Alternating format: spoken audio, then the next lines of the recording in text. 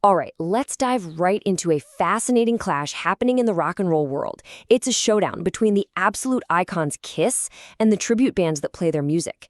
And as you'll see, it's quickly turned into a real battle over makeup, money, and who truly gets to carry the torch. So this is really the core of it all. Can a tribute band actually get too big? At what point does honoring a band cross a line and suddenly become competition? It's a pretty heavy question, and it's one that Kiss frontman Paul Stanley is forcing everyone to think about. Okay, so to really get what's going on, we gotta start with the official word from Kiss themselves. They've laid down a mandate, a kind of declaration, and it is sending some serious shockwaves through the entire tribute community. Now, listen to the words Paul Stanley is using here. License revoked.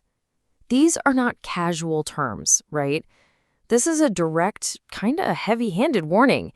He's basically framing this as Kiss isn't just a band to be celebrated, they're a licensor, a gatekeeper who can just shut you down whenever they feel like it. So why such a tough stance? Well, you have to remember, from day one, Kiss has always been more than just a band. They are a brand. And Paul Stanley and Gene Simmons, they are famously brilliant businessmen.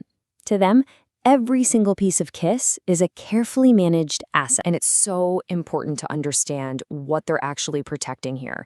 It's not just about the songs. No. It's the makeup designs, the Star Child and Demon personas, the famous logos, the whole pyrotechnic spectacle. All of that stuff is trademarked, and those are the exact things a tribute band has to replicate to even do the job. So where's the line for Kiss? What does a tribute band have to do to go from being a cool homage to being a legitimate threat in their eyes? And there you have it. It's that simple.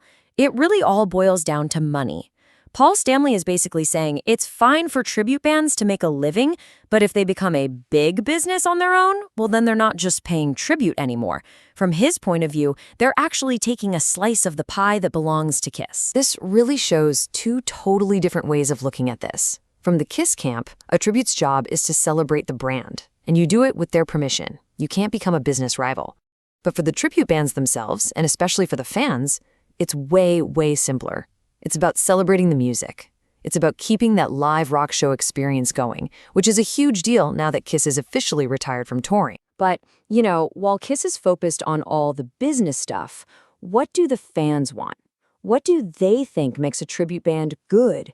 Is it really just about looking the part? And this gets us to the heart of the tribute dilemma. It's where this really strong critique of the whole Kiss viewpoint comes in, and it starts to question the very standard of what it means to be a good Kiss tribute band in the first place. So according to the source material, one of the really interesting things about being a Kiss tribute band is that the bar might actually be a bit lower than for other iconic bands. I mean, think about it. Kiss wasn't really known for having pristine, technically perfect vocals. And with all that makeup on, nobody can tell if you actually look like the guys. So the standard can easily become, well, just good enough. Get 4 dudes, put them in makeup, and as long as they can play the songs reasonably well, they can pass for a top-tier tribute act. So this really creates two completely different models for how a tribute band can succeed.